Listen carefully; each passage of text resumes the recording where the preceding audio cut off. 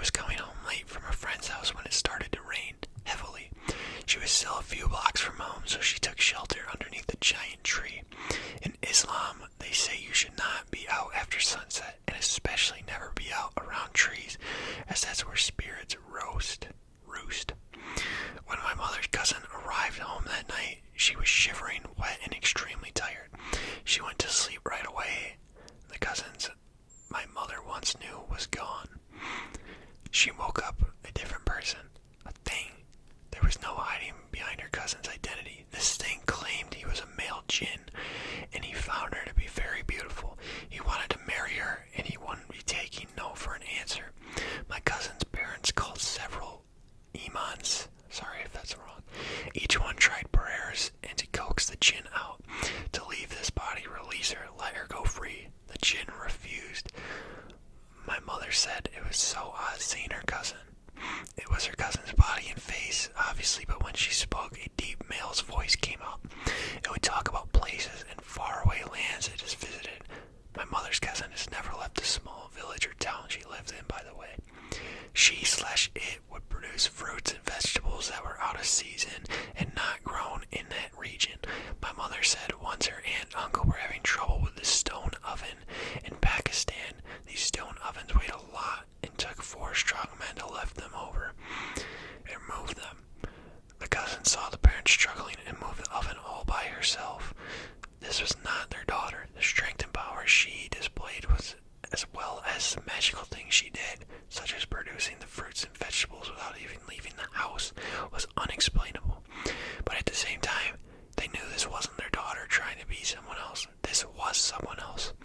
My mother said the jinn stayed in her cousin's body for almost a year until her aunt and uncle's story reached a very precious and renowned imam. He traveled to the home and read prayers that had my cousin drink Zamzam water. Didn't leave her side until the jinn finally left from the torture. My mother said her cousin didn't remember anything. It was as if her life started again from the night she originally came home. From standing underneath that tree, my aunt and uncle didn't tell her, and had everyone else promised to never tell her anything about her possession. My mother said her cousin was back, the same happy, sweet, and kind girl that she used to be. She went on to get married to a nice man from her college, and they had 4 children. She's in her 60s now and still doesn't know what happened to her all those years ago. My grandmother hesitantly confirmed the story and provided more details only after promising I would never speak of it to anyone in Pakistan when I go visit my relatives. My uncle has also confirmed the story, witnessing it for himself. Possession apparently runs on both sides of the family, mother and father. On my father's side, it hits closer to home. I'll post that soon. So if you guys don't know what a jinn is, here's the definition for you. It says, in Arabian and Muslim mythology, an intelligent spirit of lower rank than the angels, able to appear in human and animal forms and possesses humans. So there you go. That's what a jinn is. This third story is called Something Used to Stalk My Brother. When I was in 8th grade back in 2015, I lived at Fort Carson, a military post in Colorado. The house we lived in was pretty normal for a military housing. Nothing really felt strange or creepy about the house itself. It was a regular 4-bedroom home in a small neighborhood of identical houses. I'd already have lived there for a few years and had nothing out of the ordinary happen, and my family, if they did experience anything, never told me, except my younger brother. My brother is the youngest out of me and my siblings, and was only 4 at the time, so whenever he would talk about things that scared him at night, a lot of the time I would just assume it was his imagination. A year before we moved out of the house, my brother would often wake up in the middle of the night and scream and cry as if he was being hurt. First time it ever happened, the whole house ran into his room to see what was wrong, but he was just in his bed pointing at the door screaming. He said that he saw a monster in the hallway. At first, we all thought that he had a bad dream or had an active imagination. However, almost every week after that, at least once or twice, he would wake up and do the same thing. I've always had a huge interest in things that are paranormal or strange, so after a while, I became curious to see if he was really seeing something. One night in the middle of the summer while I was playing Battlefield 4 with some friends, I got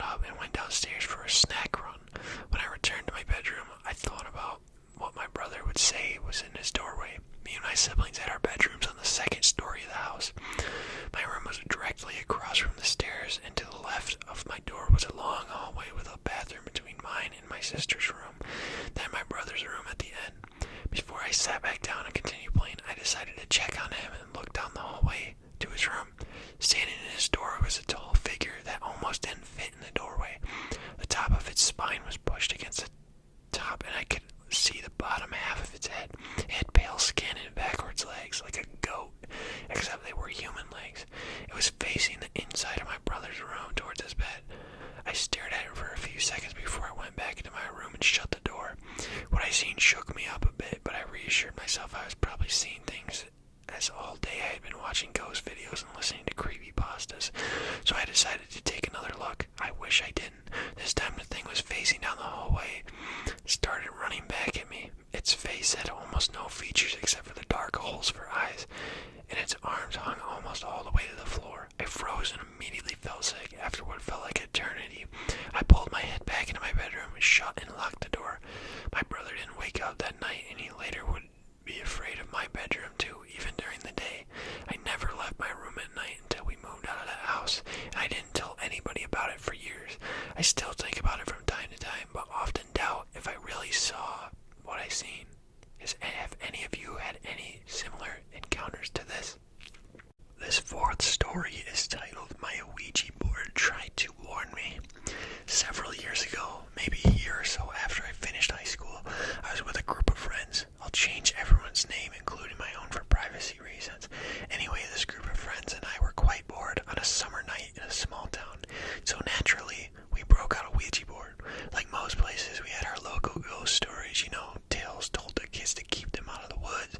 Well, we took our $13 glow-in-the-dark Ouija board to one of our town's most infamous spaces at midnight. So me, Phoebe, along with my friends Monica, Rachel, Joey, Chandler, Janice, and Ross, all went to our local junior high school courtyard, where legend has it, you'll hear a baby cry at midnight. To play the Ouija board, we started by asking all the usual questions, and once you know it, not a damn thing happened. So defeated and still bored, we trudged back to Rachel's place. She lived really close. Her mom was really chill and told us that we should have lit candles, sat in a circle, really do the damn thing. So being incredibly stupid and immature teenagers, we did it again, but this time it was a little different. We asked all the usual, is someone here? Yes. Do you want to harm us? No. Monica started acting strange. She was breathing kind of heavy, tearing up. No one else really noticed it, but I did. I wish I'd said something. Rachel asked, do you want to tell us something? Yes.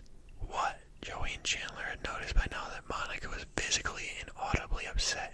We met eyes, not wanting to break the link we had created without words. We agreed to let it ride. What? Janice asked the Ouija board again, more forcibly this time, as she was becoming scared and impatient. Hurt. That's when Monica let go. She began rocking back and forth, crying and sweating profusely. Ross started to go to her, but along with the others, I screamed for him to stop. Don't break the link. Rachel, eyes now brimmed with tears, asked, you want to hurt all of us? Or you want to hurt one of us? No. So someone we know will get hurt, maybe? Yes. Okay, we all sat back. Monica still noticeably hyperventilating while Ross's face was still plastered with worry. Chandler gave me the she's totally being dramatic look, and honestly, I agreed. I wanted to get this moving along already, so I said, fine, who is it gonna hurt? Jay, encircled Jay. We briefly discussed it in the group. None of us knew someone with a name that began with a J. Me again. So, someone with a name Jay is gonna get hurt? Yes. How? Wreck. Monica had visibly tears rolling down her cheeks. I was beginning to get annoyed. Is someone else going to get hurt? Yes. Well, who? I demanded impatiently. Brian. At this point, it was 2 a.m., and we were all irritated and bored, and just blew out the candles and quit playing. We never said goodbye to the board. I was actually spending the night with Rachel that night, and once everyone had left and we settled into my bed, it was about 3 a.m. Just as I closed my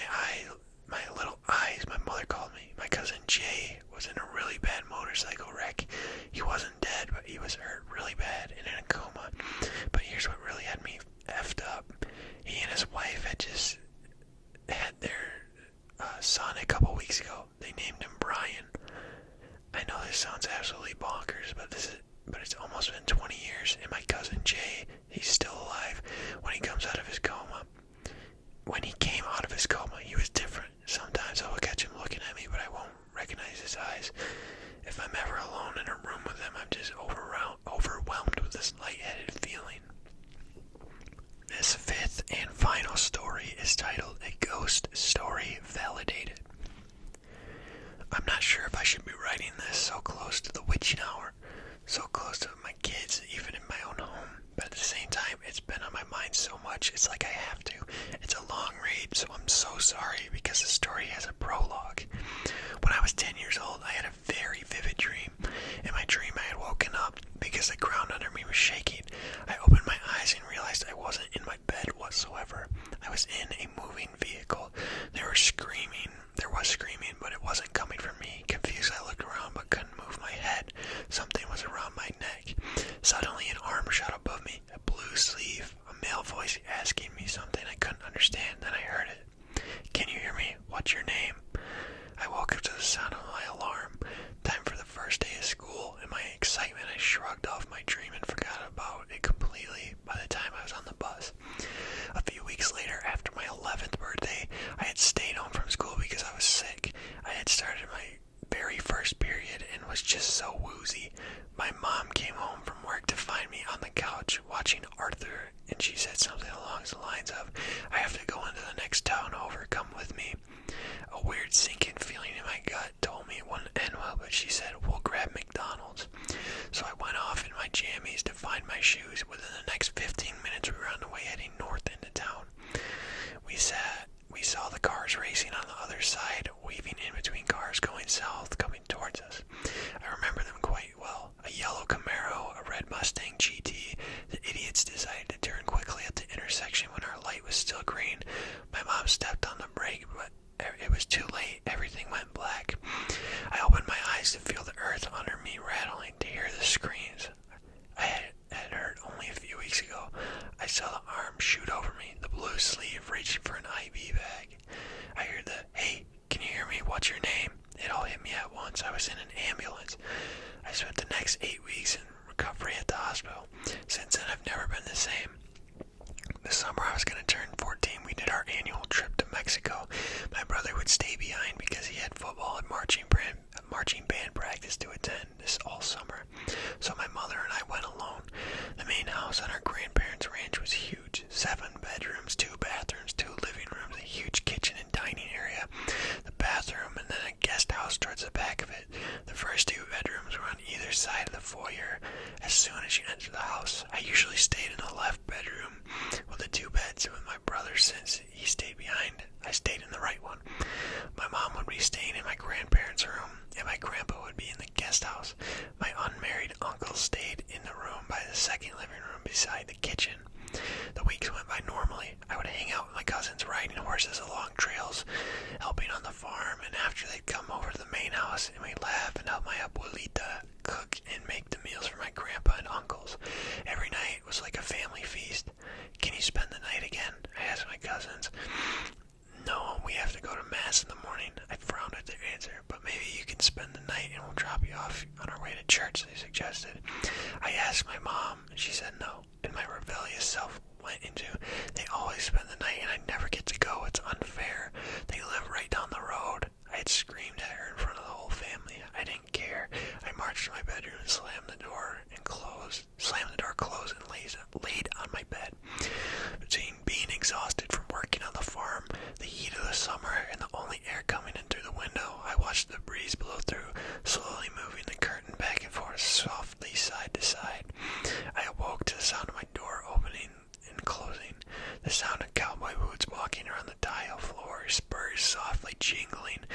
I heard the sound of the springs of my bed and felt it sink under the weight of someone. Then it was dead silence. No chirping, no crickets, no farm noises.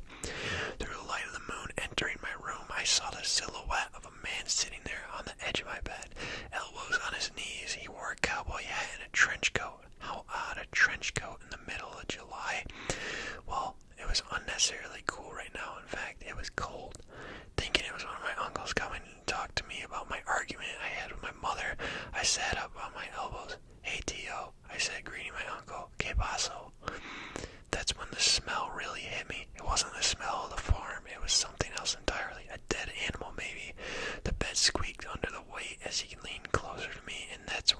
actually saw him. Not any of my uncles, but someone else. Someone dead, decaying, lips stuck to his rotten teeth. Agua, he whispered, his hot, putrid breath over my face. I screamed aloud, louder than I'd ever screamed in my life. I sprang out of bed, turned on the light switch, and ran as fast as my legs could carry me to my grandma's room. My mom was there with her. What's wrong? They asked if I jumped into bed with them, grabbing the blankets, begging them to hold me, just hold me. They did. It was just a bad dream, I sobbed. About 11 years later, at my cousin's bonfire, my cousins and I were sitting around telling ghost stories, and I told them about this one. My cousin Ray stared at me the entire time, eyes wide, while he was putting everything down. He came up to me. Do you remember when I disappeared? He asked. Yeah, you ended up at the ranch, I replied. Yeah, I went into detox, he explained, proud of him quitting drugs and going to find solace, the only place he knew where he had come back rehabilitated. Well, I saw him in the same room, but I thought I had been withdrawing. You know, you hallucinate sometimes, but this hallucination wasn't like the rest of them, because I smelled him too, he said. A look on his face told me I hadn't been dreaming any of it. Alright guys, that's going to do it for this video. I really hope you enjoyed. Leave a like if you did. And as always, I look forward to seeing you in the next video. Peace out, y'all.